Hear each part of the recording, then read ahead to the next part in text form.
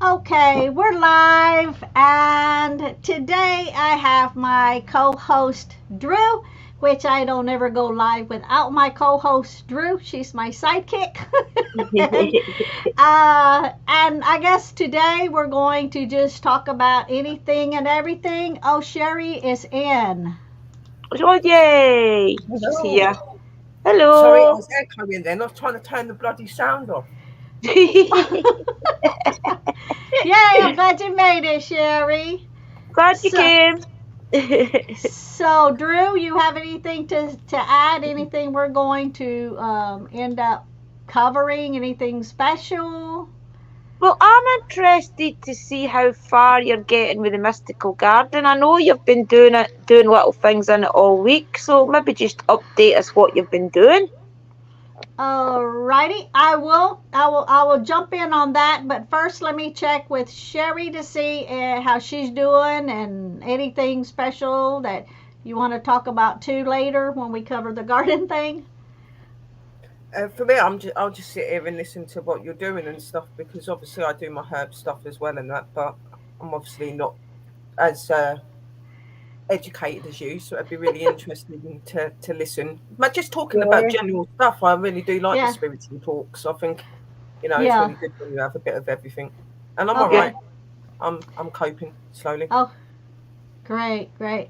Okay, so as far as this, what I call the spiritual garden is because the garden's going to be like half and half of everything I'm growing is edible, but everything I'm growing also I can incorporate it into my workings. Mhm. Yeah. Like the herbs and the, onions and all of that, can be incorporated. So what I did is mainly started off with what was actually the dog pen. See, I used to raise schnauzers years back. Right. When my late husband was still alive, I used to raise miniature schnauzers. So All I right. had that whole area back there, and I had it where I had several gates to it. So if one came into heat and I didn't want it breeding, I would be able to separate them and so on and so Right. forth. Mhm. And so then when I finally got out of all of that, and then I just had Velvet, and now she doesn't need it anymore, obviously. So we had narrowed it down to just like where we were working, but she still had the run of everything. So Right. now what we did was, since she's not here anymore, we no longer need the ground the way that it was, Right. so we have brought in, as of today, and actually I have video downloading right now or uploading to YouTube right now what we did today. So we have had to, okay, Lee made me 7 tables. He made him uh, one table. And before I go any further, hey Panka, hey Hey, Dobby Franca. Socks, welcome in. Welcome in, everybody. And and so when he built the tables for me, I had already in my head, I knew what I was going to grow because it's going to be 20 between 23 and 25 items that I'm going to be growing. The Right. most simplest thing, since I've never grown a garden before, I know nothing about gardening. I had a cactus one time I killed because I overwatered it. Everybody says you can kill a cactus. Well, it's Oh no. possible because I did it. So before I got started, I've researched, I've read, I've watched hundreds, literally hundreds of Mhm. videos, and I've taken parts of this and parts of this and parts of this stuff that I can incorporate with what I'm doing outside. And it's not anything fancy, it's just since I've been watching so many videos, I'm trying to prepare myself so that I don't get. Oh, Dobby Sock says she killed a She's cactus killed too. one. Yes, I'm not the only one that killed a cactus. Oh dear. so, so I want to be prepared. I don't want to get halfway into it and then feel overwhelmed. Yeah. Like, oh, what do I do about this and what do I do about that and how do you kill any pest that's on it? And so I've researched so much, and I've actually in my book, I have it in the front room. each item that I am going to plant, I actually put how long it takes them from the time it's seeded to the time to harvest, how to harvest it, how much water, Brilliant. how deep it's got to be planted. I mean, the whole kit and caboodle. If I find certain kind of eggs on it or bugs on it, I have a whole page of different solutions on how to kill the bugs and stuff, because I don't want to put no pesticides on it. No. So this is just like learning how to. Very mental. Yeah, like a DIY type thing, that you can do at home, to get rid of certain things, what to look for. Hi, Brent. Hey, Brent Stout.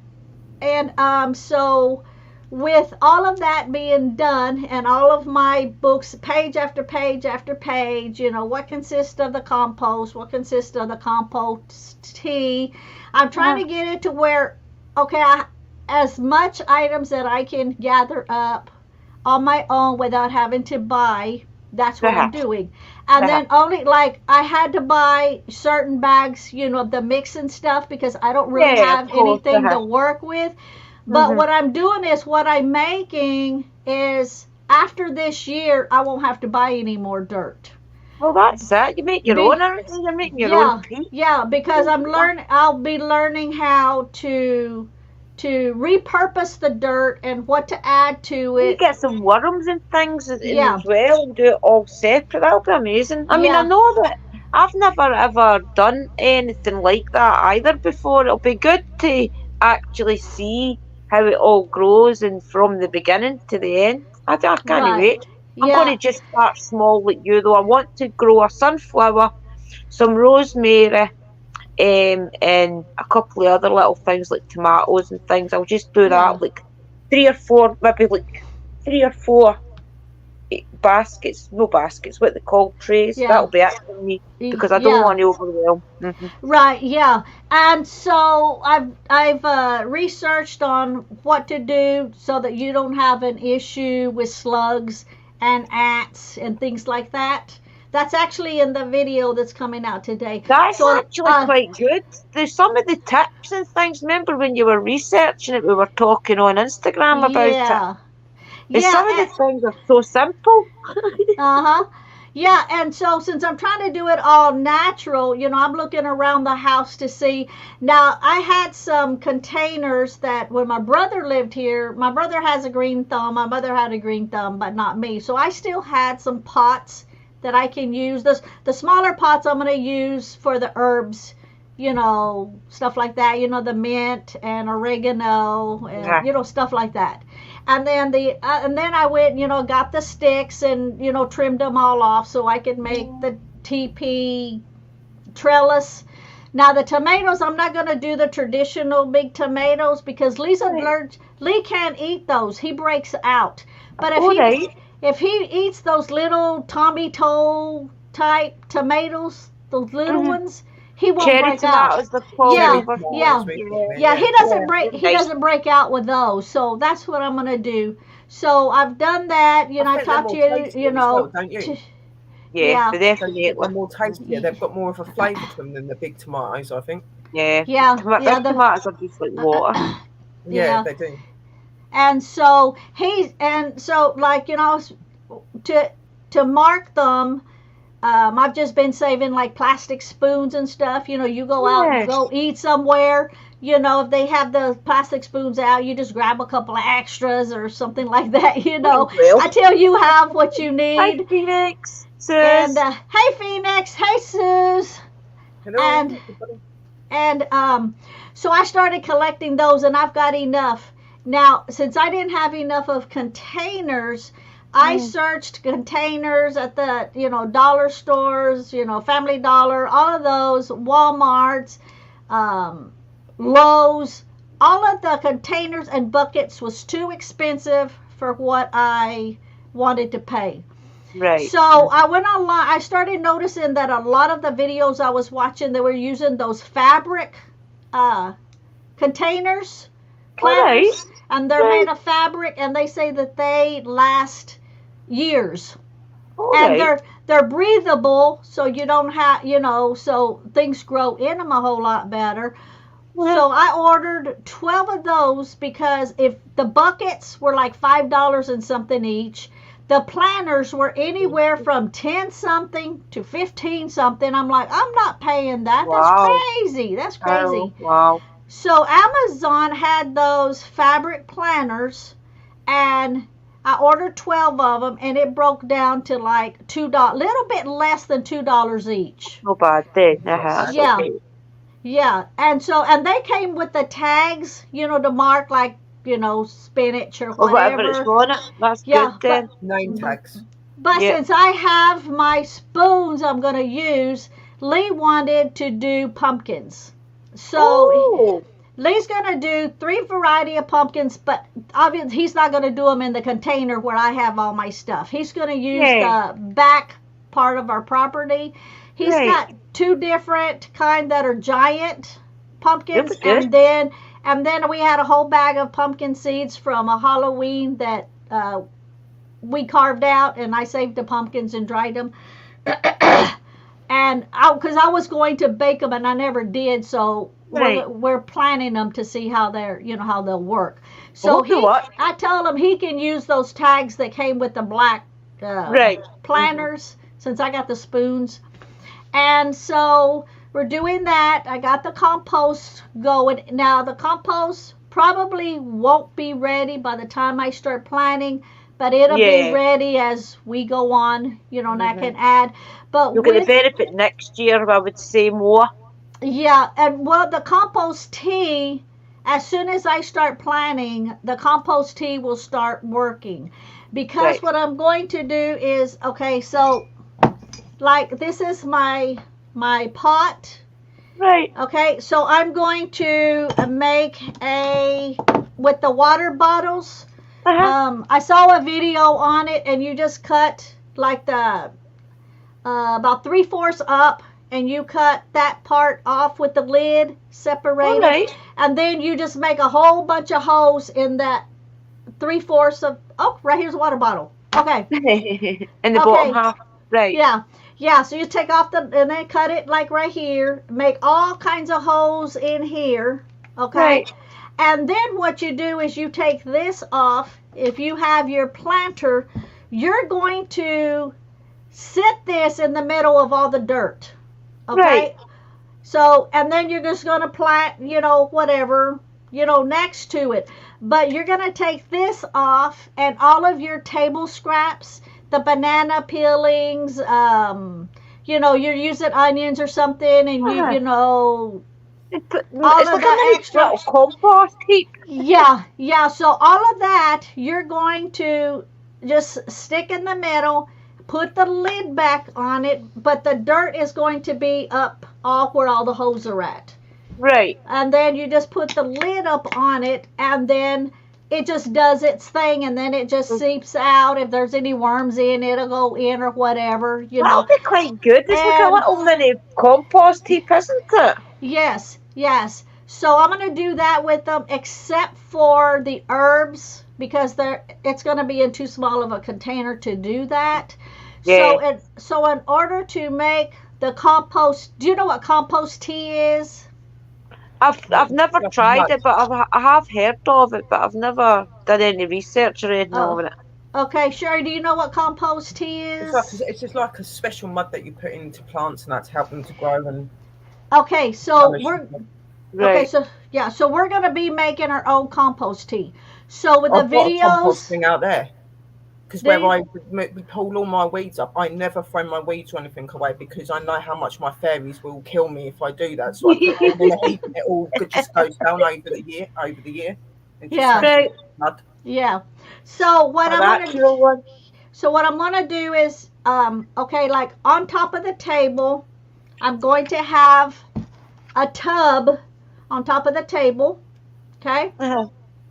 The tub is only going to have 3 holes in it, 3 drain holes, just like on one side, just a little bit high. Okay. Right. Inside that tub is going to be grass materials, regular potting mix, potting soil, just like you can still plant anything in it, but but there's no lid on it. It's just open. But in that tub is going to be all the planters with the herbs in it. Right. Okay.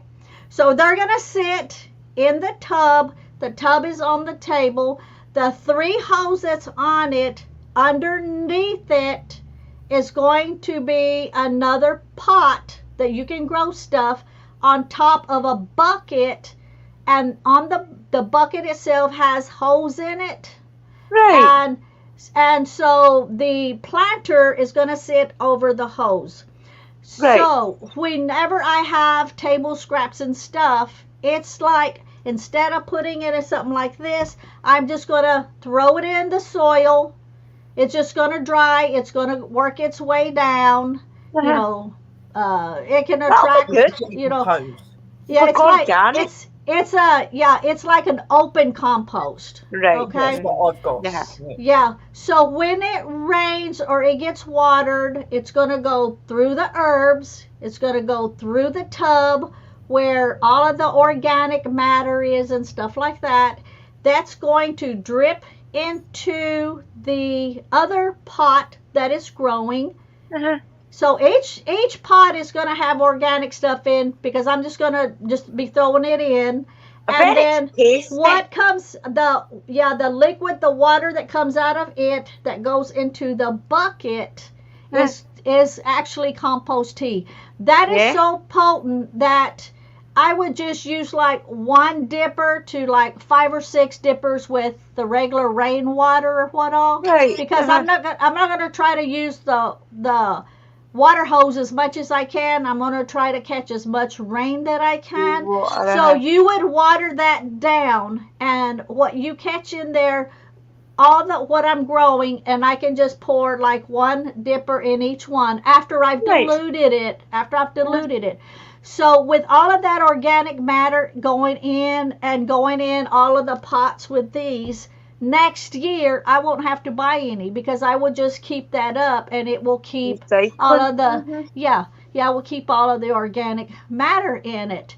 So I'm trying to use as much stuff from the earth that I can, natural use as possible. Yeah. That'll be good to see if then that whole section Welcome in, Jackie. Oh, hey Evelyn. So all of that area, that grassy area, so that Lee don't have to go in and mow, we've put the wood chips. Right. Now we've gotten 3 truckloads of wood chips, and they didn't cost us anything, because I went down and I talked to them at the county office, and we had seen where the wood chips are being put, so I went in and I asked them about it, and asked them if I could have the name of whoever has that property, because I wanted to see if I could get some wood chips. And I told them, I said, I can't afford to pay for the wood chips. I said, me and my husband now are, we're both retired, And she said, you know what, honey? She said, you go over there, you get as much wood chips as you want. She said, and I told her, I said, I'm trying to do a garden. I've never done one before. I don't know how it's going to turn out. She goes, you get all of the wood chips you want. And when you start the garden, whatever you grow, if you grow 1 tomato, bring me a tomato. I said, you got it. Nice. So we've gotten 3 truckloads. So with 3 truckloads, that covered that whole area in the back where all the tables are at. We moved all the tables back out. Right. We filled it up. We had 2 areas that were covered for the dogs. We filled that up with wood chips. So I'm gonna use that section. Welcome in, Christopher. Oh, hey, go squad, Scotland. Yeah, I'm glad to see you've surfaced. I was getting worried. Oh, that's good. Hello, everyone. I thought I was come to tell y'all I'm not dead. That's funny. That's funny. How do we know it's not his spirit typing that? Yeah, that's what I'm saying. That's you're not a ghost. Spirit. Yeah. So, my aura turns the bloody laptop on. There you go. We've got the wood chips underneath one of the covers that I have, that I'm gonna use for like my supplies and stuff. The other section that's covered, Lee has completely closed it off with tarps. So he's going to do his worm bin in there. So whenever I need worms, I've got access to the worms, you know, to put in the plants and stuff like that for them to do their thing. Or if we want to go fishing. You've got a little production line going, isn't it? Question. That'll be good. Can't wait to see it all flourish. What are the worms for? Are they to break down all of the material stuff that you what use? It is yeah, the worm bin is so when they have their castings, like all the poop, that's called castings. Yeah, but it goes down into it's like different layers of dirt. See, like even like my eggshells that I use up here for my workings. Yeah. He used some of the eggshells because they need that grit. Also, because and then you have to feed them also the scraps. But there's certain things that I can put in my compost that he can't put in with his worms. And so when every month what he does is he will take out the top section that actually contains the worms, and then all of the bottom section with everything that comes down where I have compost tea. He has that, and then that also can be spread out through the dirt and stuff like that. Yeah. And then if we want to go fishing, and we can also use some kinds of fishing. Yeah, because a lot of people say not to put meat in the compost, which is, you know, like pork and, you know, beef and all of that. You don't want that in it.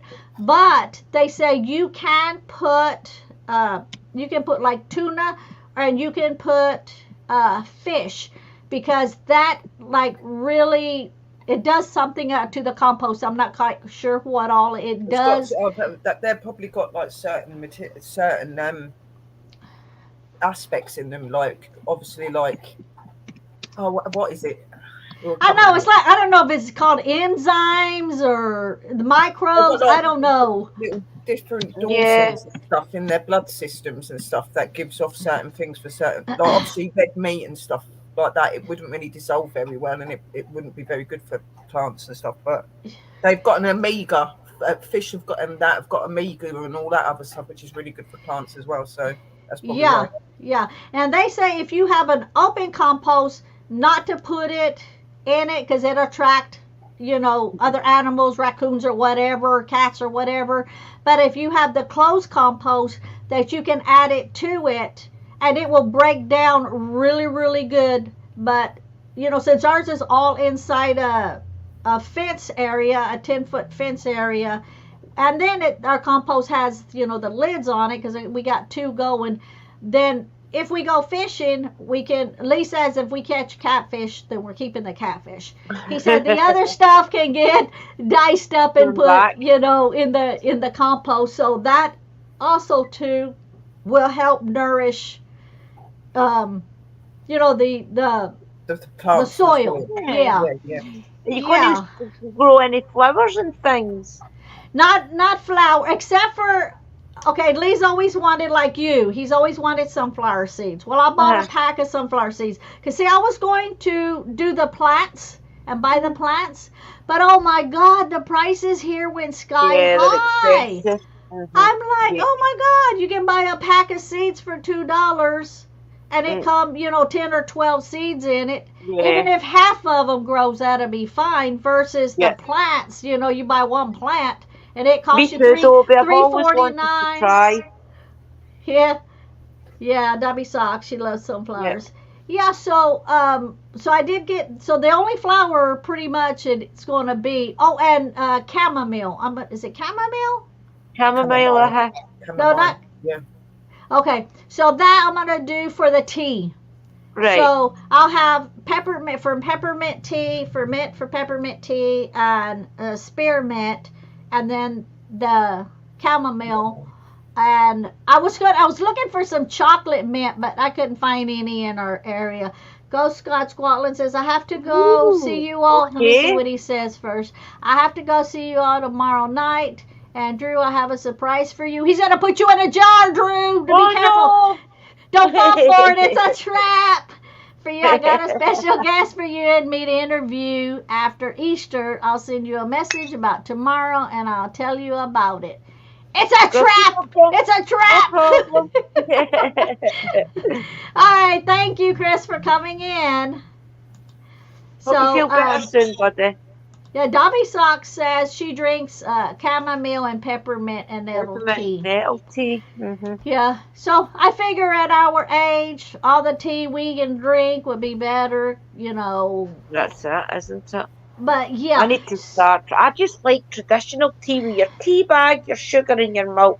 But I need to start trying all the different kinds. I do as milk, well. you put like milk. Tea, but I have had a peppermint tea. I have had peppermint tea. That's quite nice. I've had a lemon Green tea. tea. Lemon tea's really nice as well, with a little bit of I've honey. had green tea. Yeah, my That's daughter good. sometimes has green tea, and I bought green tea for her coming, and I sometimes have one.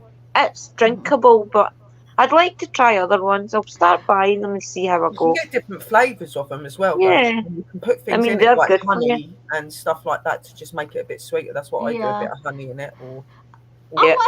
I watched a video, and the lady put some mint tea. Also, what she did was when she drinks her coffee, she has her coffee, and then she would clip off some mint.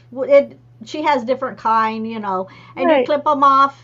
And what she said was always like, okay, so this is the, you know, you have your bush. She said just clip one off and pull off all of the leaves off of all of them except for the first two little top sets one. off.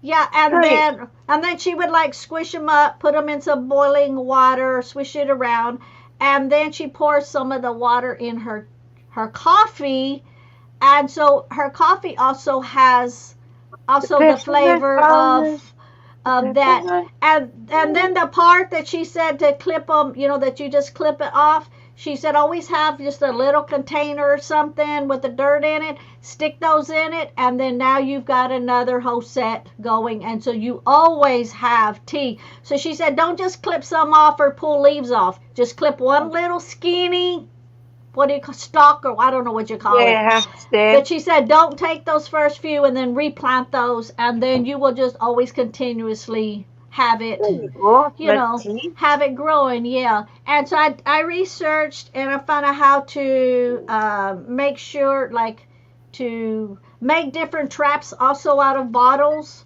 to make and to put the cheapest beer that you can find on how to make the traps. So for the other worms and stuff, because they'll get in there and then they'll drown. You know, those are the ones that get on your plants and stuff. You don't want them getting on your plants.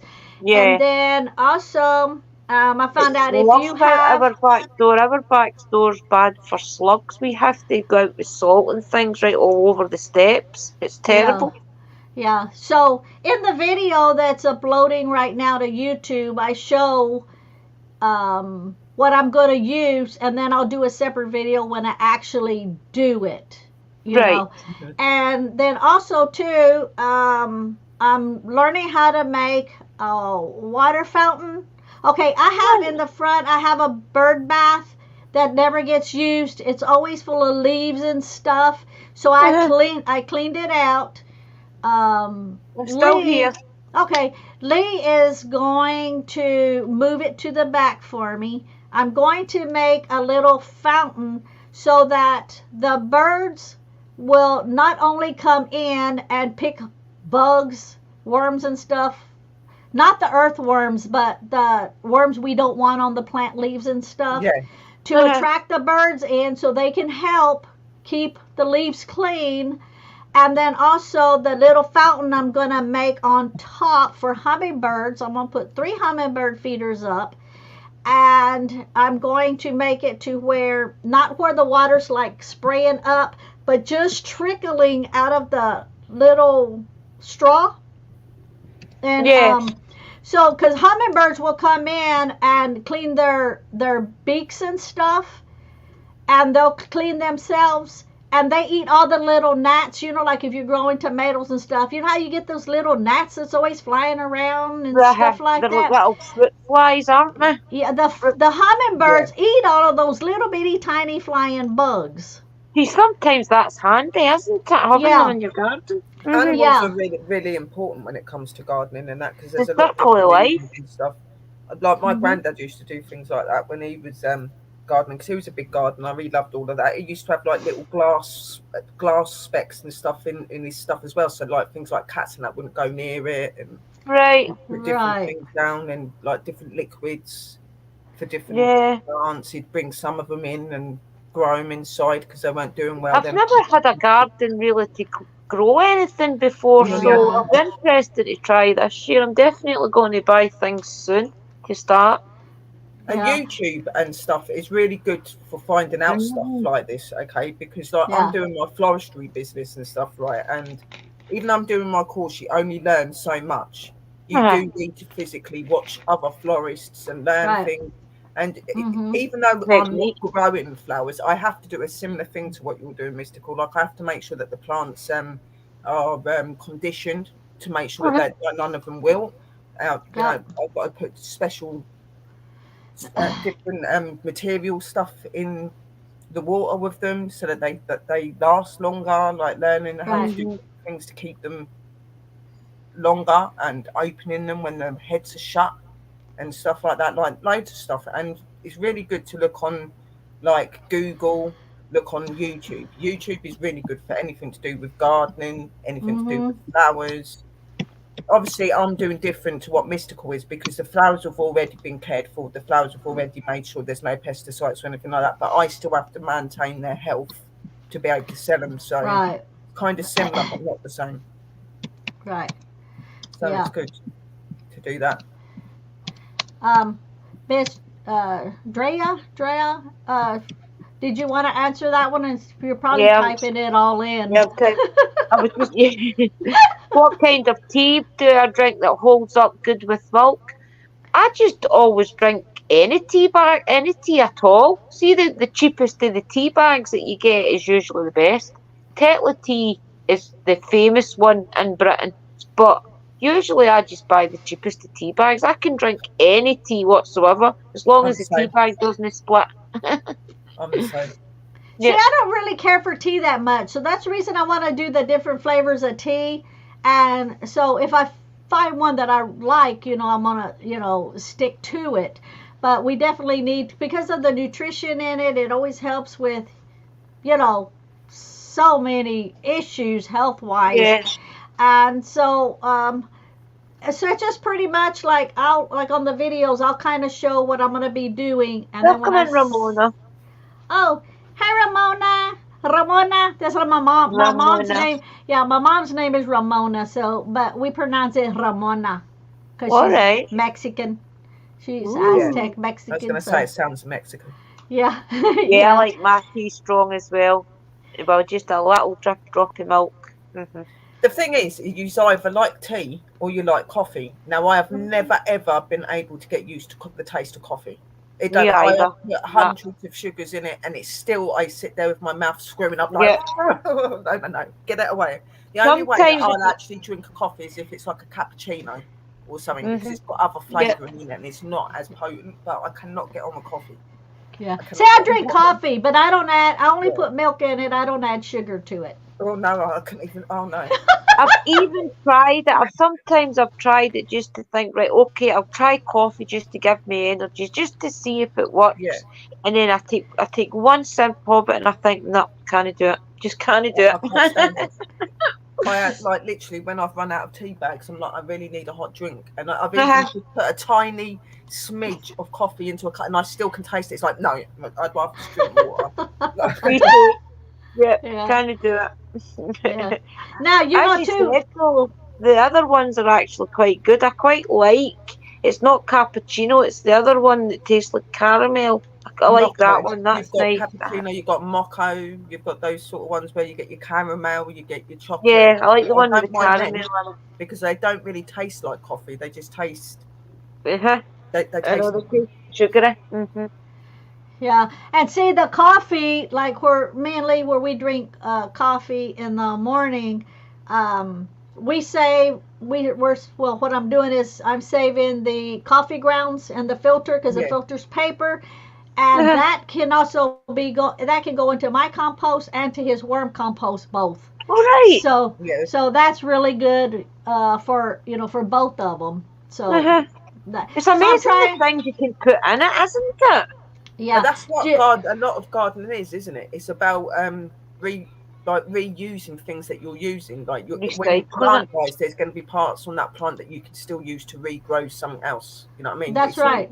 That's what gardening is about. It's about not throwing anything away. It's reusing it. Yes, Yeah. even the toilet paper roll holder, the toilet paper rolls, the paper towel rolls, because that's paper. Yeah, the Those rolls. cardboard. So yeah, you just get them and cut them up, in small pieces and throw that into. Wormfood. And it's Wow. like people are really bad. Like they go on about like the environment and stuff. Well, this is all environment friendly. I mean, like I'm not being funny. Paper, Right. cardboard, and that all dissolves and disappears. It doesn't cause. And any it makes pollution or everything you're problems growing to it. taste so much And better. yeah, it does. I think that. Mm-hmm. I think that. Mhm. I see a lot Yeah. of people that do gardening. My granddad used to put paper and stuff down, like just rip paper up and put it into certain bits. And I'm like, why do you put paper on it? And it's like, it actually makes the food taste better, because he used to like grow like potatoes, pumpkins, all that sort of stuff. Yeah. Green Yeah. beans, tomatoes, cabbages, all of that. And you could never tasted anything like it. The same as my auntie. Most freshest Yeah. vegetables in it, they used to use things like paper and stuff. I used to sit there Mhm. like, you're nuts. Why are you using that? It's environmental friendly. You'll understand when you're older. You're my little witch, because I used to love being outside. I knew I was a witch from very young. 'Cause I Yeah. used to love the outside. I loved the flowers. I loved everything. But she'd always go, Yeah. "You'll grow up and you'll understand." And I do Look, now. paper is trees. That's Yeah. what the paper Yeah. is It's all nature. trees. That's what she said. It's natural. Yeah. Yeah. You're not using anything that's damaging the universe. You're actually helping it to come back. Yeah. And I'm like, okay. Exactly. So I get have what you're on saying my now. I have on my list like all of the stuff, if it's carbon, if it's potassium, if it's nitrogen, I put all of that. So if I have certain plants that I'm growing that say it needs more potassium or something, then I Right. can go back to my list and go, oh, well, this and this and this has it, so I can use Yeah, those we'll put some scraps. more banana I can add skins it or in. something. Yeah, I can add it into the bottle that I've got inserted, and then it will break down. Banana And skins are really, natural. really powerful one. Banana Usually people would go and buy like a Yeah. little bottle of baby bio or something, put that in, but you're actually finding the natural, as you said, potassium, the natural root of potassium, and putting that in. So yeah, everything is from scratch. That's basically everything's organic, isn't it? yeah, Right down to everything Yeah. you need. Starbucks. Yes. I've never tasted I think Starbucks. that's good as well, though, being organic and Yeah, stuff. definitely. You don't really quite know what they put into those liquids when you know what I mean. At least if Yeah. you're doing it yourself, you know what's going into that food, what you're growing or whatever. You know what I mean. You know that that's Mhm. safe and add no chemicals added to it. Yeah. Not saying that all of the chemicals are bad, because obviously I've got to buy my stuff for my flowers. But Yeah, you've got to buy some chemicals. if I was going to sometimes. grow a garden, that's what I would do. I'd do it naturally, but I'm not a green fingers either, and I have killed every plant that I have had so far in my life. And I've like you, I've overwatered them, thinking that they Yeah. need more water than Right. not. But through doing my floristry, I've learned you can overfeed flowers and stuff like that. Yeah. So that's why Yeah. I killed.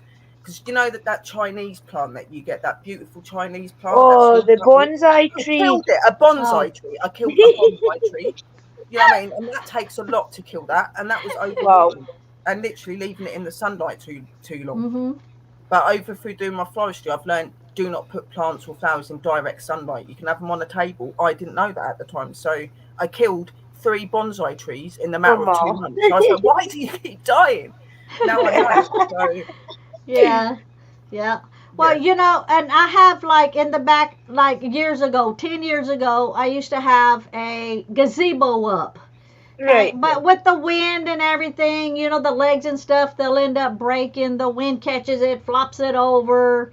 After a while, it's no good anymore. Yeah. So, and and we still have the frame laying in the back of one of the buildings on the property. So what I'm going to do is I'm going to take those legs, I'm going to take them all apart, and then I'm going to put them how I want them, and I'm going to make a trellis out of them and prop it up against the backside of the house and grow zucchini and have them grow up have them grow up that gazebo, you know, the legs, because I'll make a trellis out of it to where I don't have to be bending down, you know, trying to do what I need to do and take them off and stuff. They'll be growing up on the trellis. You could make a trellis as well, right? Because that's just, you know, like the floral wire. Yeah. Get the long stems of floral wire, put a big bunch of them together and put the floral tape round them, like a green floral tape. You have to do that and get chicken wire. Get chicken wire and put it through the thing and fasten it and just put all like tape or whatever. Yeah, it can grow through it. Just put it in there. That would make good fence as well.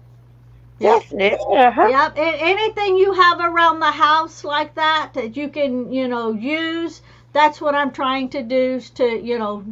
I'm just thinking, I had a wardrobe. It's not a lot of money to get chicken wire in that. It's a couple of quid for chicken wire, and for the florist stem wires, you can get like hundreds and thousands of them, like in a pack, and you can get them for a couple of quid. All you got to do is weave the wires through the chicken wire and strengthen them up by putting the floral tape around them. Yeah, you can use wood to put through it. You don't need to use the florist wire. It's amazing that you can use if you think about it. Yeah. I learned that through my floristry because I was like, how can I hold certain flowers up? Like, because in some of my designs, they're up straight standing designs. They're like garden style, Right. And that's how that I learned it. They had used either floral wire or they got sticks from their gardens and they would just weave that through the wire. So it's upright. Do this to make fences for your gardening. That's what it said. You know what I mean? And I thought, brilliant. Yeah, exactly. And that's why I like when I do the okra, the green beans, anything that grows, you know, upright. That's what I'm saying. That's why I said to you, she said you wanted to do your tomatoes and that, it would have something to grow up them. You know what I mean? That can grow up that. You can weave parts of that flower into that to stop them bending. I might try and do the peas. See the peas that you have to have a trellis for. And they grow up. I remember having them as a kid. Green beans. I'm going to try them, I think. Used to do, and she done it as well. She used to have the wood or the metal thing, and she used to put it through chicken wire. And then what she would do, she'd stick the plant up, and she'd just put a little bit of floral tape around the stems just to keep them stood upright. And the stuff she used to grow was unbelievable. Right. My neighbour at my mum's was always strawberries and pea pods, we called them, but obviously they were just peas my auntie used to go to pick them and all the strawberries and stuff would be gone. All of the little baby tomatoes and strawberries would be gone. So I used to be in her greenhouse eating them all. I didn't give a god. He used to chat my mum's door and he would say, if you tell Helen and Drina and Alec to leave the strawberries and things alone, we'll give you in a little box of them. So we used to leave them alone, knowing that we were getting a box of them in. In the end, I learned, but at first I didn't. And my aunt was like, if you keep eating them, there's not going to be anything for me to make your cakes or anything. So I used to. But even my mum, when she used to do it, when she was little and there, she used to go in and take all of the little green peas out of the green buds and leave the buds there. So when my auntie would open, there's nothing. They're nice as well. I like chewing them. Yeah. Yeah. And then I also learned, like, to go the cheapest route, which is actually when you're having to tie stuff up, instead of going and, you know, buying stuff that you don't have, if you have like masking tape at home, which a lot of people have masking tape. What I saw a deal and it was like, so you're not sticking the masking tape to any vines, you know, as they're growing. What you do is you cut off two pieces of, these are both masking tape. So you cut off a section of masking tape and another section. Then you're going to, the two sticky parts, you're going to overlap the two sticky parts. So this is no longer sticky. This is the part that's going to wrap around the vine because it's not sticky, and then the other ends is what's it going to doubles it stick up. it together to hold it in. Yeah, to hold it in place. And I thought, well, that's real smart. So you don't have to use Convenient. ties and all of that, but you just stick No, the two sticky parts, and that's what what she- wraps why I did. wraps around it. Yeah, Yeah. you can do that. My aunt used to do it back to front, so that all like the stuff that was not sticky would be around the actual plant, and then the other side you would be able to twist that and put that around the actual fencing bit, so it wouldn't touch the stem. And I Yeah. like that. What you can do, isn't it? You can use a lot of things though. You can use like your cotton that you use for sewing. Oh, look Anything at like that. that doggy! Hi, Josh. Aw. Josh. Hi, baby! Aw.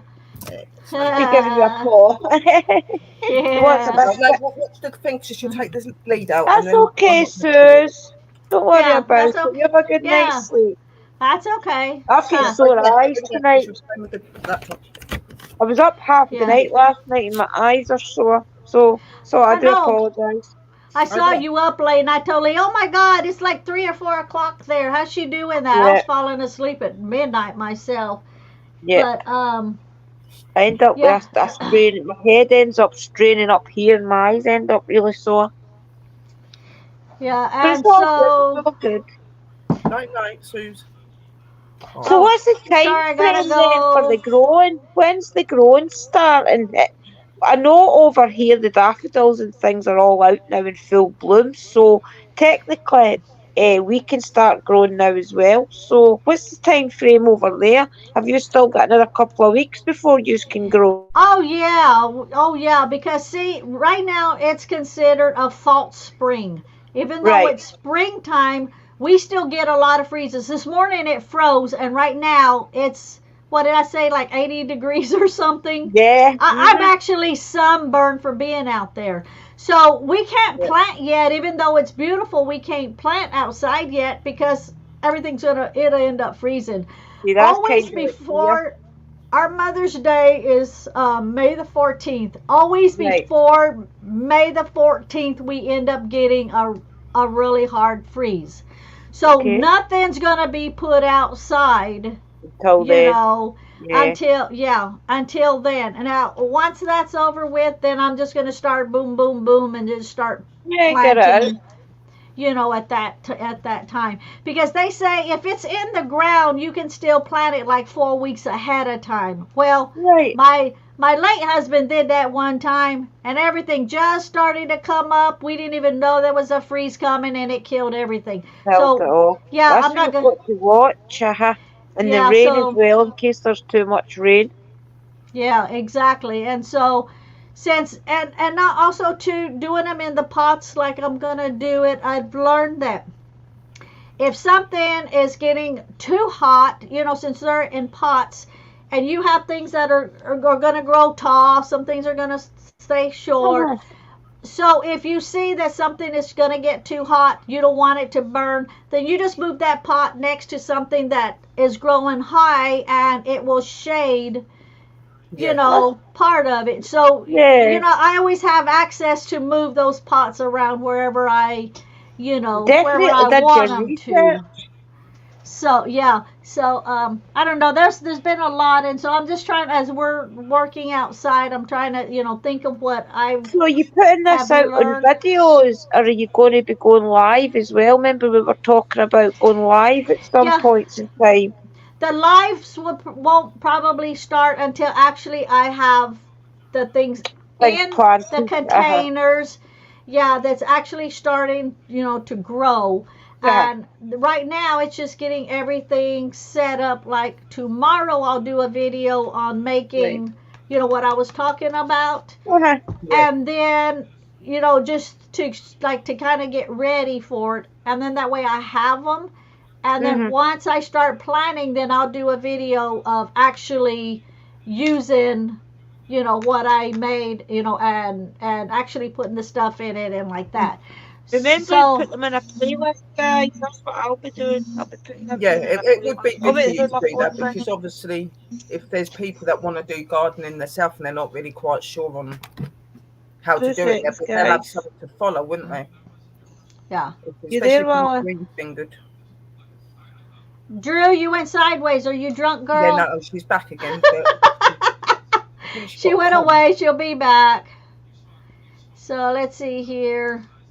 Phoenix says here in Ontario, Canada, we usually plant on May the 24th weekend on Victoria Day.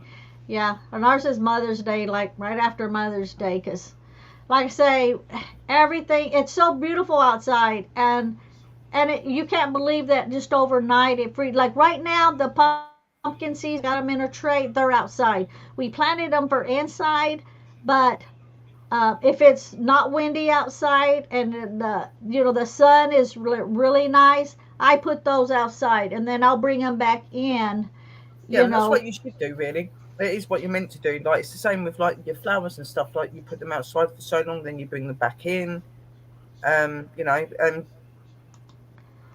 here, we're in England and stuff, yeah. So flowers grow nearly all year round because of the way that we are here and that. Like, obviously there's certain flowers for certain times of the year, and then there's flowers that end so apparent till the following year. But you still have to have a time scale as well and stuff. Thank you, like Evelyn.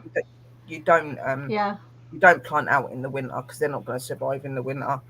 Normally they're hibernating at that time. They're under the soil. They're getting ready to come back up. You know what I mean? But yeah, what do you think it's good that people do that? Like, if you do like a video for each thing that you're doing, and you make and help explaining how you do it, that's really good, because there's a lot of people that have probably watched that want to do gardening themselves, but they're not really sure how to do it, and they're not confident. Like myself, even though I'm a witch and I love nature and stuff, I love nature the way that I'll lay in it and I'll sit with it and I'll sing to it, and I don't know it in the way that I'd go out and just start planting loads of flowers. I've tried and I've killed them, and it's really made at least got people like you that do that and can explain that. At least it makes us a bit more confident that we'll be like, okay, I think I could do this.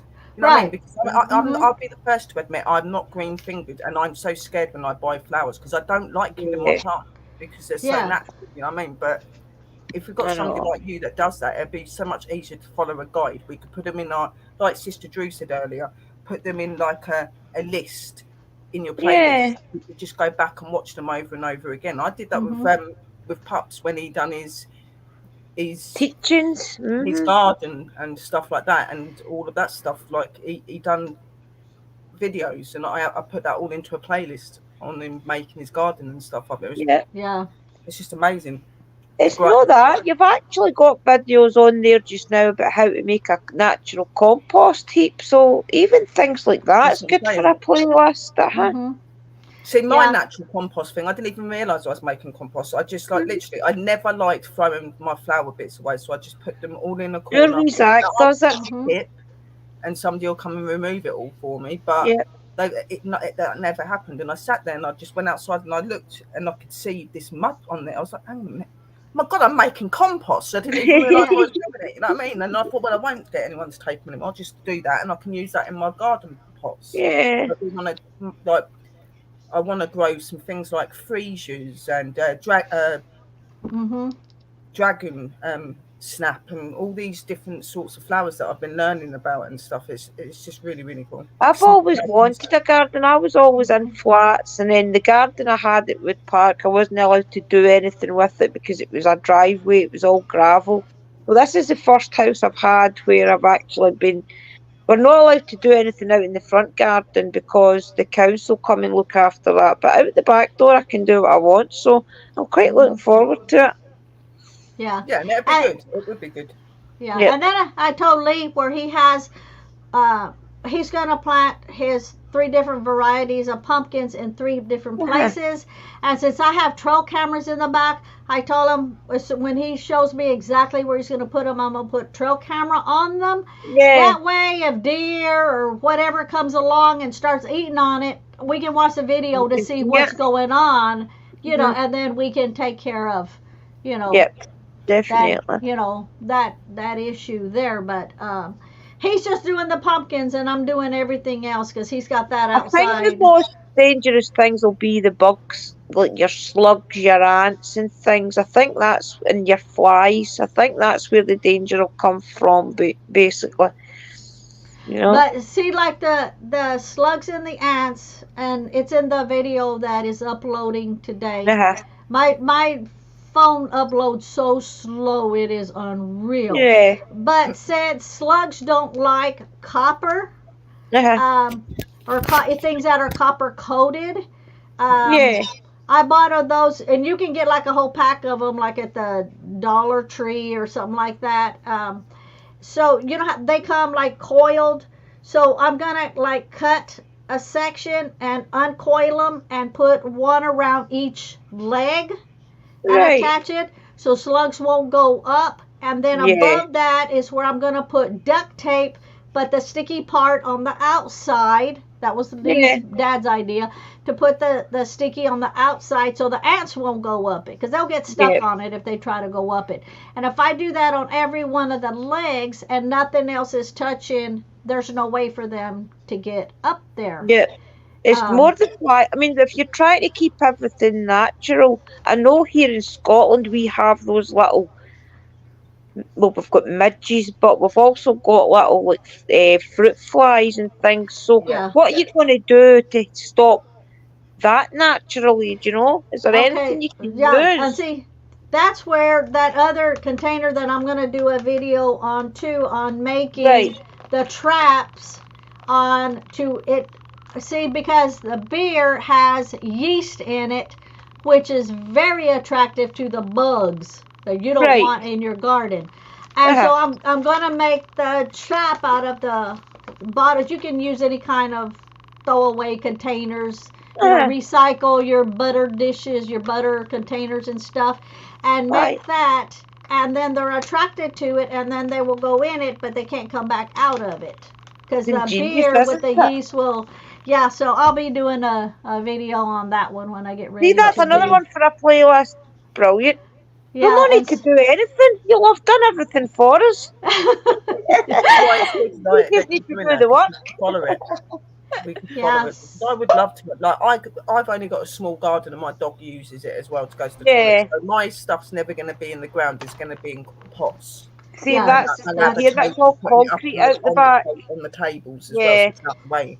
But Yeah, I do want that's to put my flowers out there because I just feel really bad as a witch at the minute because I don't have no flowers growing. I know, My that's garden like looks me. like a giant. feel as has if you gone should through be it and growing or stampeded something, don't everywhere. you? It looks awful. Mhm. well, you know, the same way I dry everything out, so it's not like, you know, my husband for any like holidays or something, he's like, you know, he knows when he gets me flowers, I'm not gonna keep the flowers alive. I'm immediately gonna start drying them out, Yeah. preserving them to use for my workings, you know, Yeah, and that's and what. think of the love in them. Yeah, and that's why I call my garden a spiritual garden, because everything that I'm going to be using for to eating is also going to be for the spiritual workings, you know, for cooking, you know, all Yeah. of that. You're going to be putting your workings into your cookings with the Yeah. herbs and everything that you're using. Kitchen witch Your guy. plants become like your little exactly. babies as well. I mean, look at Lady Gravedancer with her rosemary plant. She grew that it was a little bud for her very first house, and then she had to end up leaving it. Remember, her second house, I do believe. But you do get attached to plants, especially when you have seen them grow. Because I've got one up the stairs that I've had for 2 years, and it's the only plant I've ever had that's lasted. And I think that's because it's in the toilet, and the sun comes in there in the morning, and it's right next to the sink. So whenever I see it go dry, I just give it some water. So I think that's how it's lasted. Hmm. It does affect you when they die. I remember Yeah. watching my little trees growing in that, the ones that are Yeah. the Chinese style ones, and when it died, I just sat there crying. I was like, oh my god, I've killed Yeah. it. Like, I think Yeah. that's a brilliant thing, because it's the first thing I've ever had that's actually grew. Yeah, and I'll be doing a video on the different ways to kill, like what the spray stuff that you would spray on your Uh-huh. plant. That's all natural stuff, you know, Yeah. not chemically treated. You're not gonna Yeah, run to no. Walmart and get something that you don't know what's in it. Like Sherry was saying earlier, you don't have Yeah, no because that's the clue what's danger I in it. feel. Is the Yeah, that's why flies. when I go on there, I go into my florist. When I go on there, because obviously, like you said, you do need to have certain certain sprays and stuff like that. Yeah. I go specifically for my floristry and gardening sprays because I know that they're made for that reason. I will not go and just pick up any random one out of a supermarket. Yeah, no pesticides I'm and buying things. it from the floristry and stuff like that. It is a little bit more expensive, but at least you know that This those is plants good not having quality. anything to it that shouldn't be. You know what I mean? Because even though I'm not growing anything, my customers have still got to have them in their home. I want them to be environmental friendly for them, for their kids, for their animals, things like that. So that's why I do it. So, and it's the same with the gardening as well.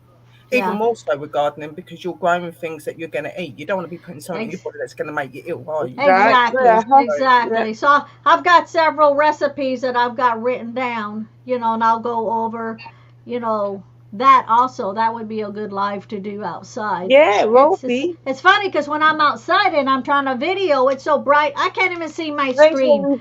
So I'm hoping I have the camera where everybody else can see. Next year, guys, we'll all have a budding, growing garden going because of this. We'll all have our little herbs growing. And then we'll be showing you how to dry everything out. Yeah.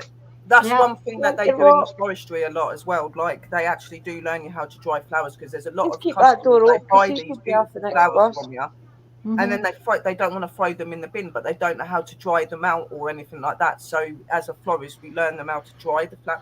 One of the most main ways to dry out your things is actually hanging them upside down with some string and putting them in the sunlight. That really dries them out and it keeps them perceived. Right, well. Like I have up there. I have a pole with a whole bunch of stuff that I got dried up there. Oh, and then another thing that I researched too is everything that I'm going to be planting in the event that I'm successful, and I have an abundance of something that, you know, sometimes you just can't eat. You know, you get a harvest quite a bit and you can't eat them all at once. So every single thing I researched on how to freeze them, you know, for later. So that way I won't be like, oh shoot, you know, I've got all of these. What am I supposed to do with them? And then they go bad by the time I get to it. Yeah. And so I've researched on every single thing on how to prepare them, you know, for freezing, for, you know, later, how long they'll last, you know, in the freezer, and all of that on all of it. Brilliant. God's sake, that's amazing. I can't wait to start, honestly. I just, every day I wake up and I look out and I think, is it good today, is it not, you know? And it's slowly but slowly that it's I mean, 8 o'clock it was tonight before it started to get dark. So it's definitely creeping in. Yeah, I can't go by just the temperatures for the day because, like I say, this is like a false spring because everything will freeze overnight. England is unpredictable. England will be unpredictable. Rain in the next minute, so it's really hard. But like I said, over here, because there's so much water all the time and things, we do constantly have flowers growing and things like that. And again, they come at certain times of the year as well. You know what I mean? Like you've got certain flowers for like spring, summer, and autumn, and then put it in a message, Definitely put it in a message, sis. Yeah. Make some changes, get a recipe. Yeah, actually I've got that recipe. But send it anyway, just in case your formulas are different than what I have. So do a video and put it on your channel and tag us all in it. Yeah, because that's all natural, you know, stuff. I mean, you wash your dishes and the detergent. Dehydrate, or am I reading that wrong? Can you dehydrate some? Huh? Can you dehydrate some? Yeah, and actually, like when you dehydrate them, and some of them it actually had. I was watching some videos on dehydrating them, and then when you get ready to use them, if you're going to use them for cooking and your cooking has liquid, then it will already hydrate as it's cooking. But if you dehydrate something and you want to hydrate it prior to you using it, then the videos was showing how to hydrate, you know, some of the items also. Definitely keep an eye out, guys, for the notifications coming through. Yeah, don't forget to hit like, everybody, and y'all share each other's channels. Subscribe to everybody's channels. Remember to share out the stream as well so that other people can benefit from the information. Yeah, exactly. So, So I think I kind of covered all of that in a nutshell, but I'll be doing the different videos. And like I say, whenever we're doing something, yeah, whenever we're doing the videos, I'll just show like what we're doing, and then when we actually do it, when we use it, then I'll do a video then. Because I'm the kind of person, right from scratch, growing it, yeah, to drying it out and everything, and then either eating it or using it in a working. That's going to be so satisfying, isn't it? Yeah, because I mean, if you have to go out and buy this stuff right now, things are too expensive. Too expensive. They're way too expensive. A wee bottle like that, honestly, I don't know where my camera is. A wee bottle like that of herbs in the shops is about pushing £2, or you can buy like 3 for £10 or something. For a wee, unless you want to go places like B&M's or Pound Stretchers or something, they're all about £2 in Asda, Tesco, such like. Yeah, they're not cheap. Terrible. They're not cheap. Yeah, and see, that's the reason I was originally going to use plants and plant them, the little, like the plugs. And after I started seeing, how expensive, because some places have them right now. Yeah. And I'm still looking for, I want to find some organic raw turmeric so that I can replant it. Nobody around here has it. There's places far away. I'm not driving that far because it's ridiculous for the gas. But they have them on Amazon, but at the same time, they say organic. Do I know they're organic? No. Am I going to trust them? No. Do you know anybody in that state or anything that could send some to you?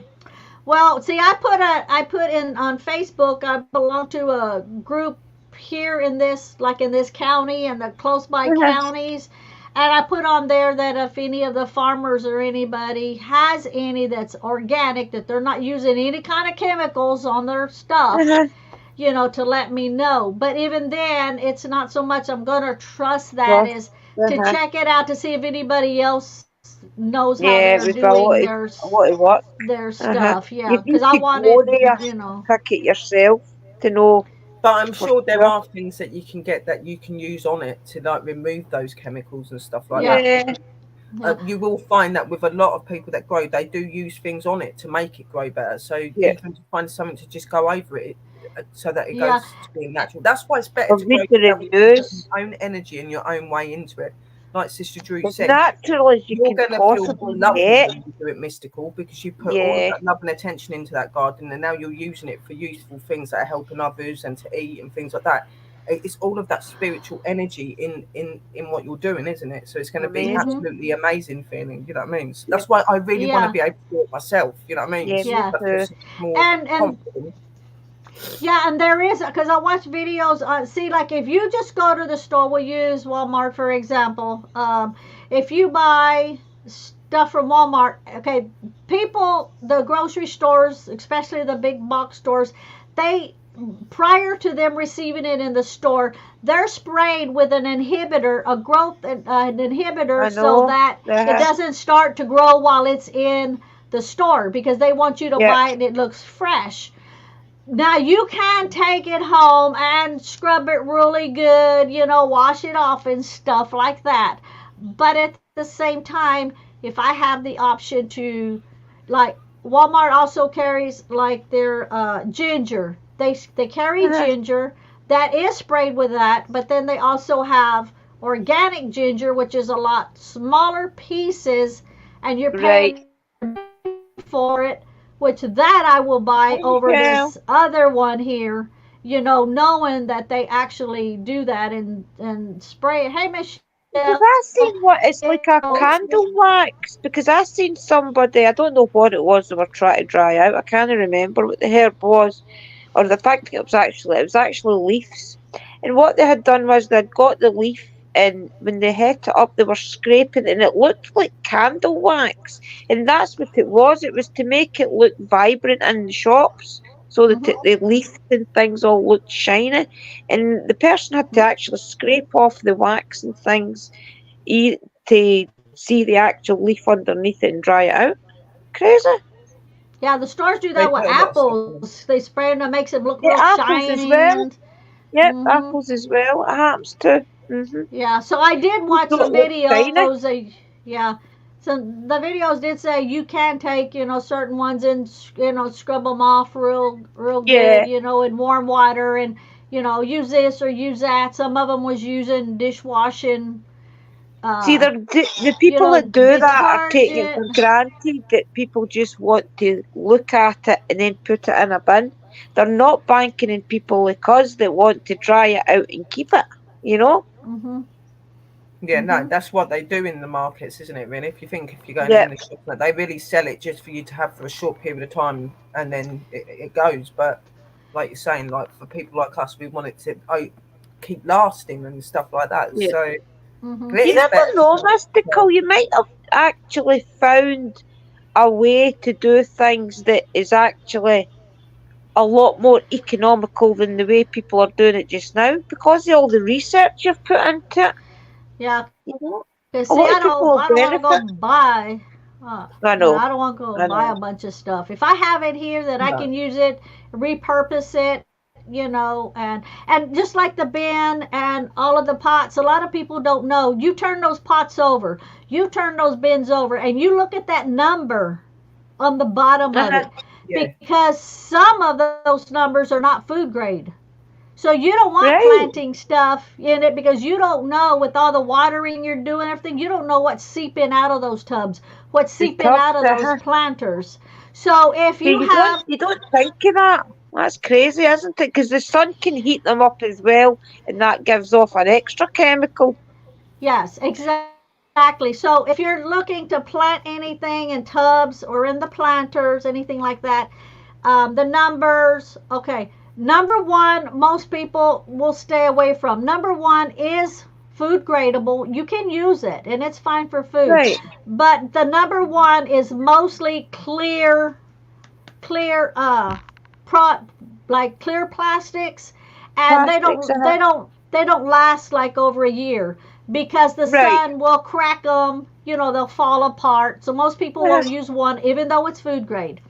Number The two best is ones are clay ones, isn't it? Really, if you can Yeah. get anything like clay. Yeah. So number two is food grade. Number four is food grade, and number five is food grade. But don't get Right. number three. If you have a planter over or a tub over and it has a number three, don't get it because there's chemicals in it that you do not want it seeping into your food, into your That's like your soil. margarine tubs and things, isn't it? That's like your little That's tubs with interesting. your I didn't know that. margarine and things like that.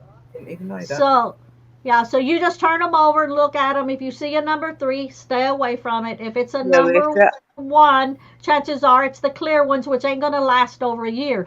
But the other Right. numbers will, last you year after year after year. And that's what Yep. you want. You want to use things that you can keep reusing Yeah. and it not have any kind of harmful, effect.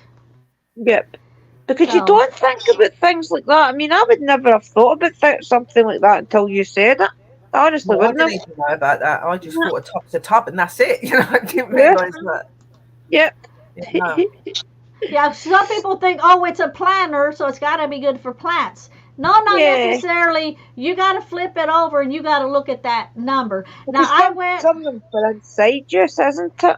yeah, I went to, matter of fact, it was a couple of days ago. I had to go buy a tarp, and they had planters there. They had tubs there, and I was looking at them. Every one I flipped over, where it would have the number on it, you couldn't even read the number at Right. all. At Oh. all. So I'm like, no, I stay You've away got from to those. remember, some things are made to break down as well, because you get some planters and things that you put in the ground that are made to actually break down over time. So Yeah. you need to be careful that you don't get the ones that's meant to break down. Yeah.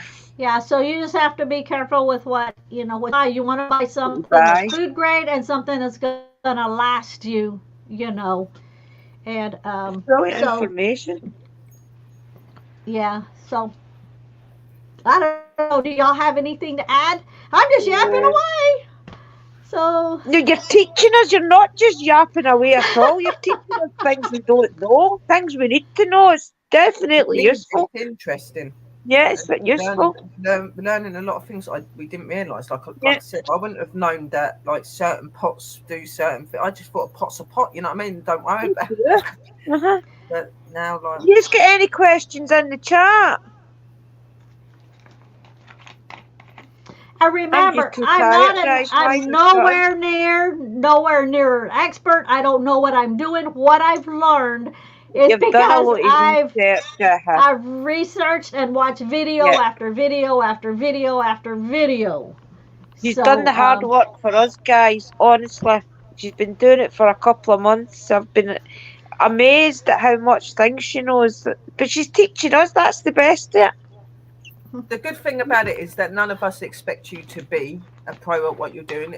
Like, this community is about us growing and learning together. You know what I mean? We don't have to know everything. You know, the whole point of being on YouTube and having the channels that we have and learning and meeting the people we learn and meet is that we grow and learn together. Like, I'm no way a professional florist, but I have my ways, my traits, and my. You know more than us because we've not had that. People are going to learn from what I do know, and I'm going to learn as I go along as well, and we're all going to grow together. We're all going to learn things together. That's what. There's too many people out there that want everybody to be too professional, and I'm not being funny. Half of these really professional people are not professional at all. Yeah, or they don't admit that they're just learning the same as everybody else. Just learn and go with the flow. I think it's more fun when. I think it's good to know that you don't know everything and you're learning as you're going along. And I think people respect you more for that. I think so. And the fact that you're willing to share it, a lot of people wouldn't want to share that in case they do muck up. They'd be feeling, oh, right, I don't want to share it in case it goes wrong. But you're willing to share it and show us what happens, you know, and we'll grow along with you. And that's just it, because I'm not going to see if I'm not successful at being a good grower. I'm not going to see it as a failure. I'm going to see it as, okay, where did I go wrong, so that the next year I will do, a better job. Just like the spoons, that my sister's the one that told me about the plastic spoons. She said, don't use the wood, the little, like a popsicle sticks and stuff. She said that breaks down, it wears off. It rains a lot, it washes off. You don't even know what's there anymore because you can't read it. But if you save the plastic, if you save the plastic spoons, then you can just write on it. It didn't cost you anything. They were free. Whenever you go eat somewhere, take out food or whatever, you save those spoons, wash them off, and then, you can write on. And you're saving the environment at the same time. Yeah. Yeah, and that's what's important. It is too important to say. Oh, do you burn the candle on? I thought you were saying you do burn the candle on it every night. I'm doing a honey jar. Do I burn a candle on it every night? Not necessarily, but you could if you wanted to keep putting intent into it. But typically one candle on the top of it should be enough. What do you think, ladies? If I'm doing a honey jar, do I burn candles on it every night? I wouldn't say every night. If it's up to you, really, but just as and when you feel you need to do it, it's what it is. It's about your intentions and when you really feel you need to do it. Like, it doesn't have to. There is not a set way to do your spiritual practices. Okay, you can doing it if you wanted to. You know what I mean? Basically, you're burning the candle on the top of it to seal your energy into it. You've done your jar. So your candle is your finisher, if you like. You're finishing up your working with your intent. But if you decide that you want to burn another candle in a week's time on the top of it, do it.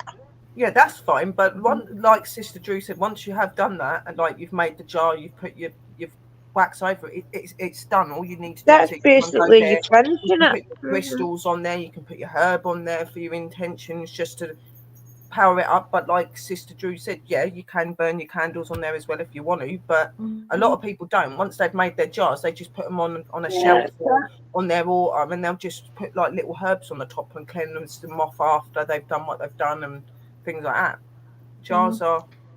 The jars are really good because you've got all the energy in them, and that energy never leaves. You know what I mean? All you got to do the wax on the top, intentions on it all the time. That's all you got to do to power it up each time. Just remember, everything is what you want it to be. There's put no wax any on the right top. way or wrong way. Everything A is lot, what you want and what you Yeah. portray out.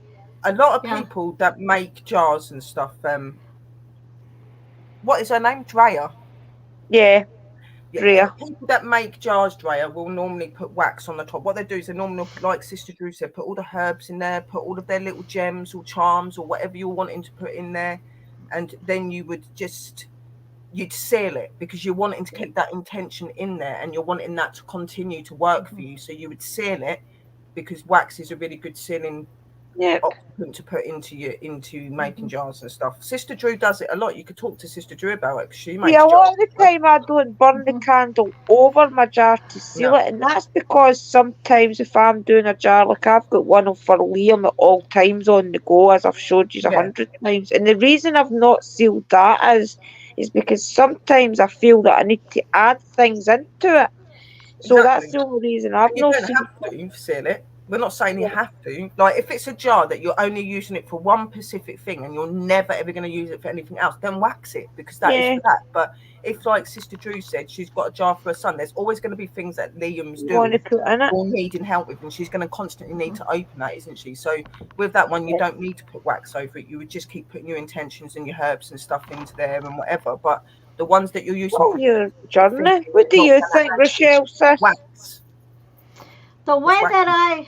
the way that I see it is everything Drew's saying and everything Sherry's saying is correct.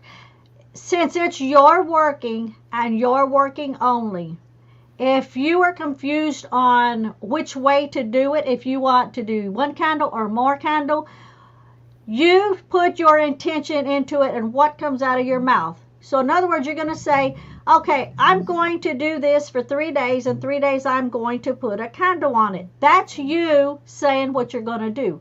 Or are you going to say, okay, I'm going to put one candle on it. When it burns down, it's a done deal. It's sealed. That is your working. So it's all up to what comes out of your mouth, what you want to do. Nobody can tell you nobody can tell you right or wrong. It's how you want it. If you feel like, okay, I have only one candle, and you say, I'm going to put this one candle, and when it burns down, it's done, then it's done. That is the correct way to do it because you are doing it. So it's however you use your own words in your own intention to do it. That's exactly. right. It's when you feel. It's whenever you feel that that spell, that intention is actually been successfully done. That it is down to you. Nobody else can tell you how to do that. That is you. Only you know when you feel something's happening, right, and things like that. The only thing I would advise everybody always to do is always remember and say harm to none. A lot of people forget that so easy. Don't ever not do that. Yeah, just always remember that is my best advice for you. Then everything else is really just your journey and what you feel and what you want.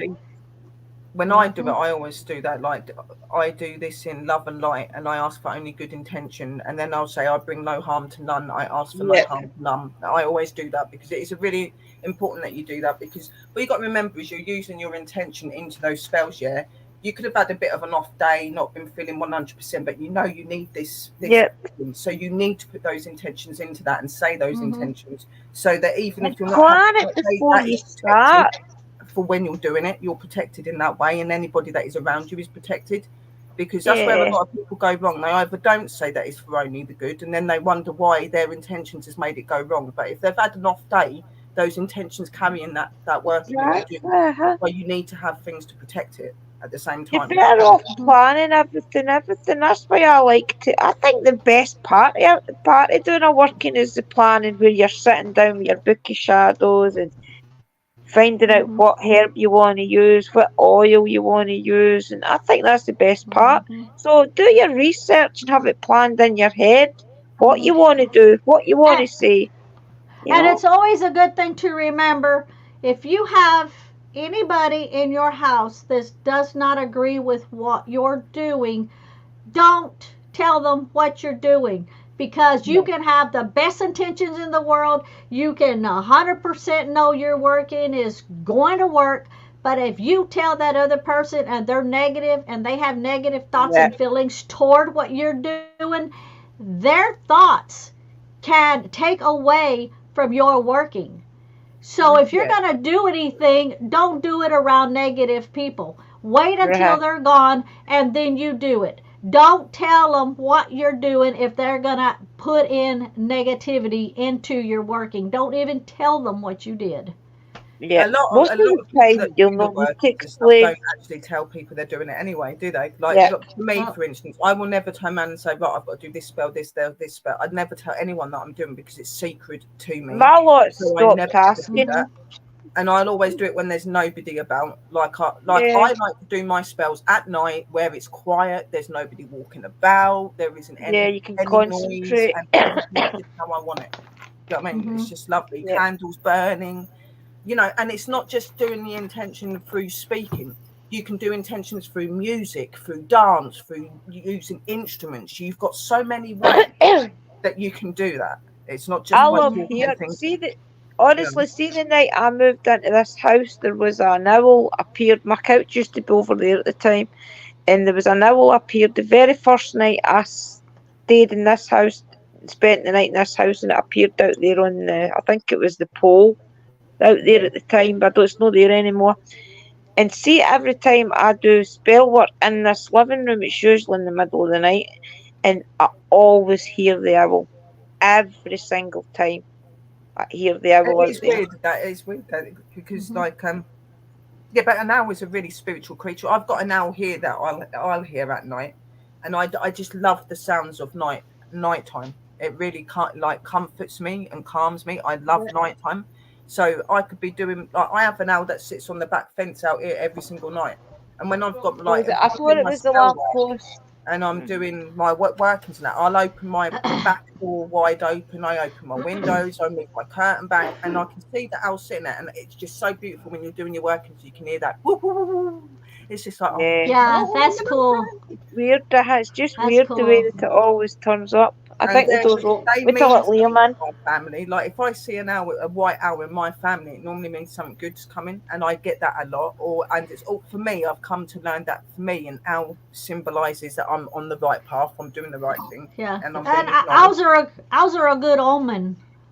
They are a good omen, but yeah, there's one side of my family that don't like owls because literally. Like, my mum always used to say to me, just be really careful when you see an owl. Like, you're okay if you see them and they're on the fence now, but if it flies past you and it goes at your length and it looks at you, there's going to be a death. It happened to my auntie. It happened, like, so even though I love owls, I'm very cautious. I'm like, don't you dare fly at length and look at me. No messages and tonight. It never has. It goes to the fence and it'll turn, every time it turns its head backwards around to me and looks, and I'm standing on the door on the porch bit, and it just sits there, and I'm like doing my music. That's like that raven that follows me around that I nicknamed Roger. It just always sits in that fence and watches us. It's like it's singing to the music as well, because I love the music on it. It's obviously spiritual music when I'm doing my work.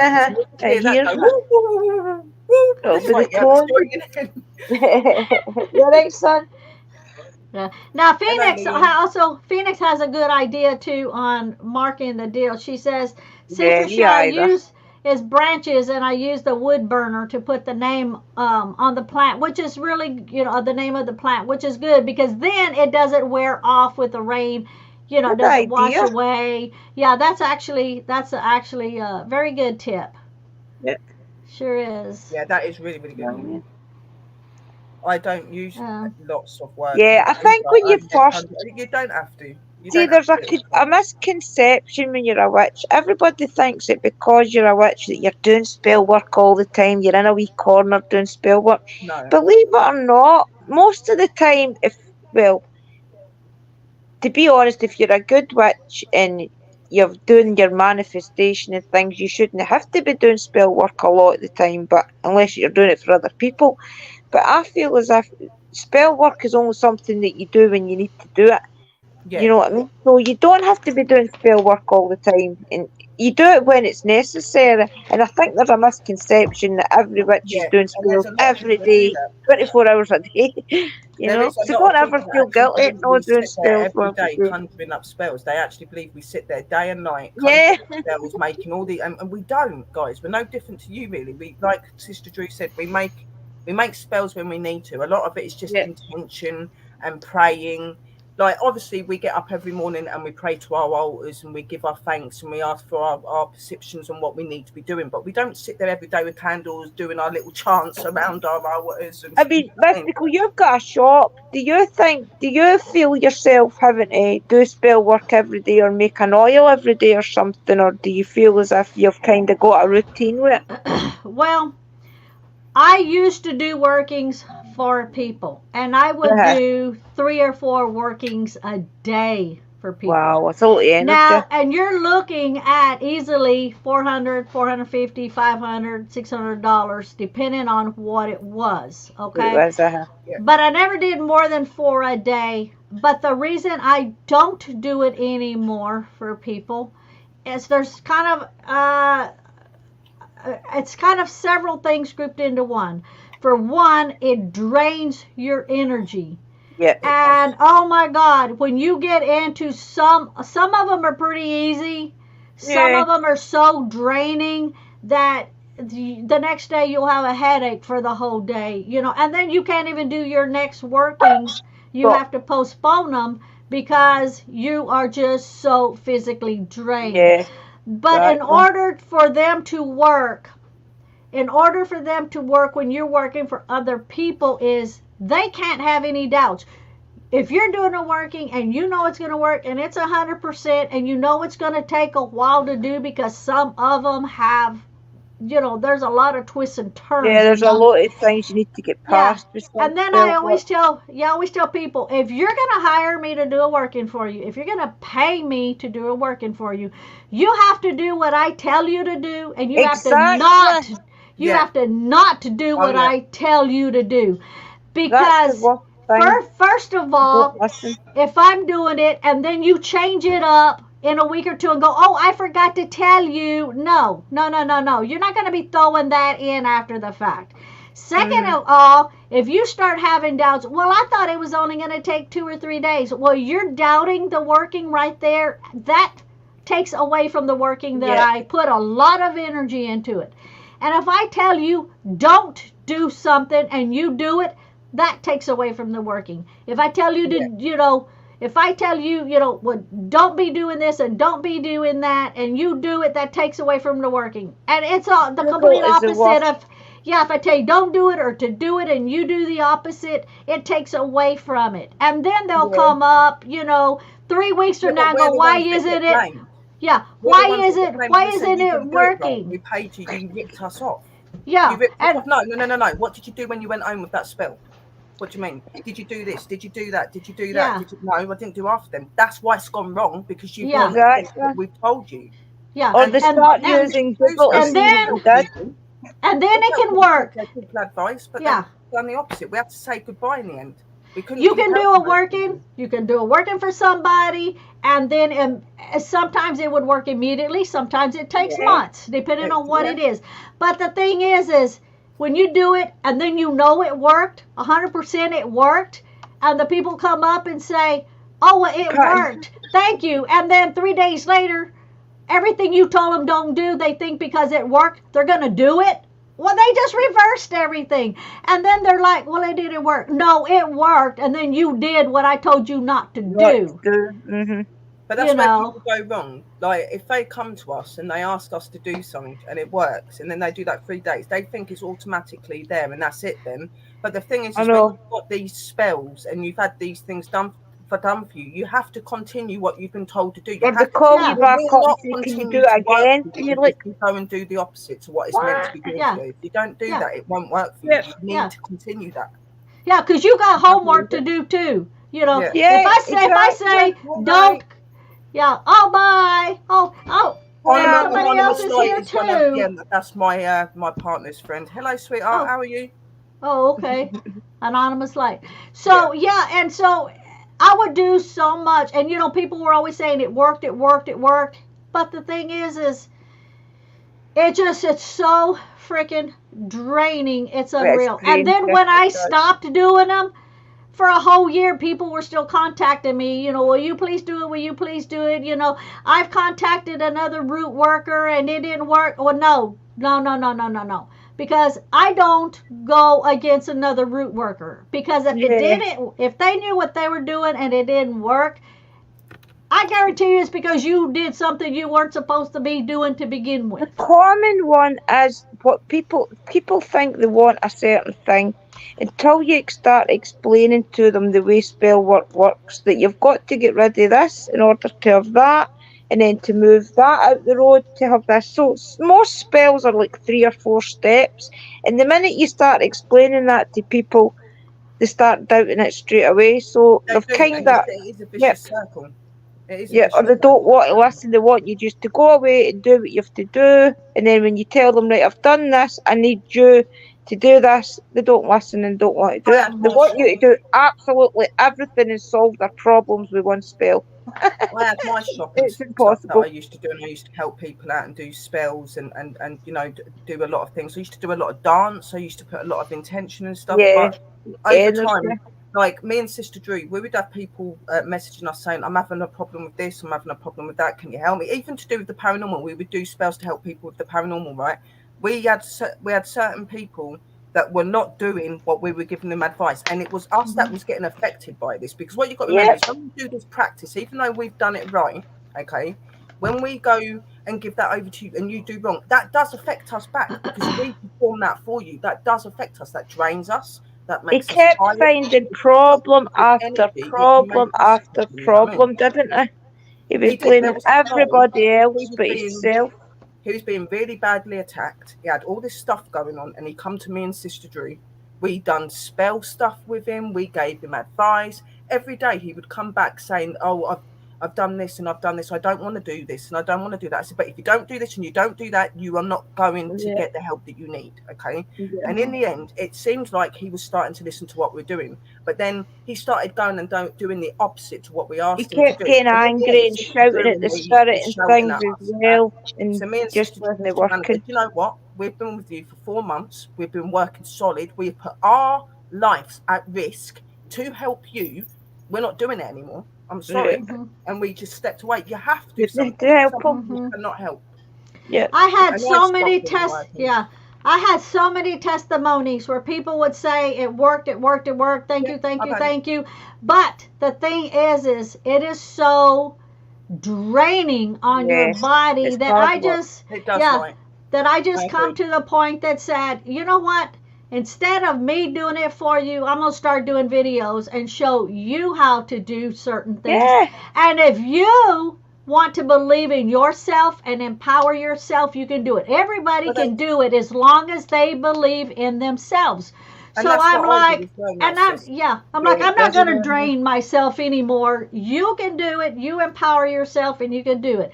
And the thing is a lot of people don't understand that when you do the working, you know, like if you're doing a working for yourself or whatever, you do the working and then you forget it. Just drop it. Let it go. You flag the universe, you flag the ether. Now things have to, in the universe, be moved around to make it happen. But if you keep dwelling on it every day, is it going to happen? Is it going to happen? Is it going to happen? You're doubting it the whole time and it's not going to work. Do the working and then let it go. Just let it go. You've got to have a clear mind, and you've got to realise that nothing is just going to come onto your hand and happen straight away. Mother Nature, Mother Earth, whatever you like to call her, she works at her own pace and her own speed, and there is nothing that you're going to do that's going to make that go any quicker. So, like Sister Mystical said, if you're going to sit there and constantly question when it's going to happen, you are already questioning the working of whoever's done it and yourself. You know what I mean? So, like she said, drop it, do the working, feel good, and just forget about it, because you'll notice when that actually happens and it's actually working. You'll notice it, okay? It's not you definitely notice. Remembering. And, you know, I used to do workings. I still do slight ones. Like I'll go on panel and I'll do prayers for the earth. I'll do prayers for my fam that are directly on here if they're having a bad day. Me and Sister Drew do that in a heartbeat. But when it comes... If it comes to people now on like Facebook and that, they come over and they've got all these problems and they want me to, I don't do that anymore. I'm like, look, I'll give you advice. I'll give you advice on what you can do and the tools that you can get, but I'm not doing it for you. I'm not doing it for you. I can tell you how to do it, but I'm not putting my intentions anymore, because I got really sick and I got really depressed through doing what I'm doing. It's not that half the time they don't tell you. They have to tell you absolutely everything that's going on for you to in order Yeah, but they're to never help them. truthful. That's what I'm saying. And They then keep a half lot the of it time they away. don't want to tell you the Yeah. truth. That's what the And that's why I problem is. stopped doing it. I'm like, Yeah, if you can't me be honest, well. I said, I'm not doing, and I have said that I won't do that anymore. Like, if it's people that I know and I know that are genuine, I don't mind. Okay, people that Yeah. I've known for a long time. But anyone new coming to me now, they go, no, I need you to do. I'm like, I'm sorry, I'll give you No. the advice. I'll tell you what you need to do, but it's up to you to do it. But then, not my back. even You know if what I mean? you know them, you have to be careful because a lot of times No, those but are the I've ones done that work take and I've done, advantage of you. yeah. Well, that's it, I've done isn't it? working for certain people and they have respected me in other ways. That's the people I'll do it for. People that have Yeah. respected me back for what I've done and have not took me for granted through what I've done. They don't come to me every day. They come when they really most need the guidance because they believe in my magic and in who I am. And that's who You I work always with. know when it's right to do it. I feel you always know the ones that you ignore, and then you always know the ones that you think, right, I need to help this person. You feel it? Yeah, I've done them for friends, and then they're like, they know it works, they see it works, and Yeah. then they start relying on me, Yeah. you I've know, got people like and that. it's like, did you try this and this and this first before you just come to me? And they're like, well, I just want you to put, yeah, they're like, I just want you to put in a fast prayer for me. No, there's nothing in a fast prayer. There's a lot involved in it. It's just not like, okay, I just say a prayer, a few words, and it's a done deal. I know. No, it's a lot of your endlessly. own body, your energy, your intentions are put into it. But they So think when that we do simple work, Mystical. They think Yeah. we sit Yeah. there, we open a book and we just say and it happens. It doesn't. We have to cleanse. We have to bath cleanse. We have to put certain materials out.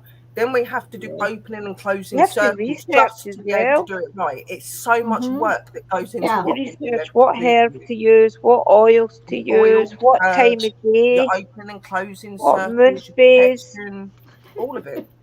Yeah. Yep. It's not as It's quick as crazy. you go, But Sherry, it's I need a enjoyable. prayer. I love it. True, I need a I prayer. wouldn't have it any other way. And I'm going to just go, sit there and ladies, do it. anyway, because I'm starting to get a sore head. My eyes are closing. Okay, Well, darling. yeah, we've been on an hour and 41 minutes, Nearly 2 so we're hours. going to go again. ahead. Everybody, don't forget to subscribe to everybody. We thank everybody for coming in. And anytime we're on like this on the live, you have any questions, just ask. We're all here, and we'll answer the best that we I'll can. put them I'm in the going to try and comments. do an open panel another day. I'm going to try it. I'm not going to do anything too thing, but I think maybe doing like a little spiritual talk and we could just talk about lots of things. If you two want to come up and for join sure. it, that would be really cool. Just try and get yourself on there a little bit. Like, Okay. Just let us know. We're around. We're not going anywhere. See, I used to just do them on certain days and stuff like that. Because when Lee was gone, when he was here, I felt bad that I would be on the computer when I should be spinning. Well, he's retired now, and I'm retired now. So guess what? We get to be all the time. Exactly. And I don't have a set day. I hated you being alone there. I hated you knowing that you were there alone and Lee was on the road. So now I can relax. I was so used to it, but I was dreading that 1 week where Velvet passed, and Lee was gonna be retiring the following week. I know. And I was dreading the fact I was going to not have her here and he was going to be gone. And guess what? His boss called and said, you know what? Thank you for giving you your notice and everything, but I don't have anything for anybody this week. So what do you want to do? And Lee said, well, that's good. Then I'll stay home. So it worked out perfect. So see, that worrying that I was doing and dreading ended up not even happening. I know. It worked out. It worked out for the best. You die if you worry, and you die if you don't, or something like that. Please be careful with the weather coming. It will hit me before you. Oh goodness. Everybody stay safe. Yeah, we're supposed to get, I think, probably maybe Thursday and Friday, I think maybe we're supposed to get some really bad, so a lot of rains. That's the reason in the video that I'm trying to upload, say hi to Lee. Okay, I will, Ramona, thank you. I put out a whole bunch of buckets already to catch as much rain. Okay, get this, to catch as much rainwater. I know you're falling asleep, Drew. I'm gonna say this really quick. This is so funny. This is so funny. Just This, okay. yeah, this is a man thing. So I put out buckets, right, to catch water, and Lee said, "Why are you putting that many buckets out? You think you're gonna catch that much water?" I said, "No, honey, you're not gonna catch all that water in one bucket. You're gonna catch a little bit water in each bucket." And then you're going to combine them all into one bucket. We had a blonde moment.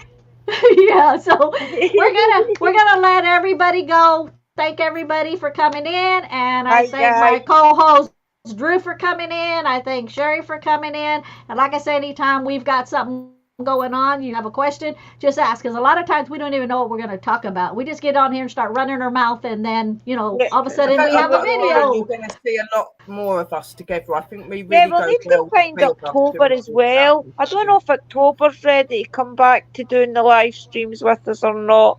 I know she was no well there for a couple of weeks, guys, but I'll definitely get in contact with October again and see if she wants to come back so we can get more people up, okay? And even if we have a live or something and I don't put her name in the description, it's because I'm not sure how she's feeling. She's always to come in, pop in. So I've told her that before. She's always welcome. She knows to mail us when she's ready. She knows to mail us. She's around somewhere. Another light, angels. Right, okay, guys, I'm away now and see what my son's up to. We're gonna end it. Bye, everybody. Bye, guys. Bye. Let's be.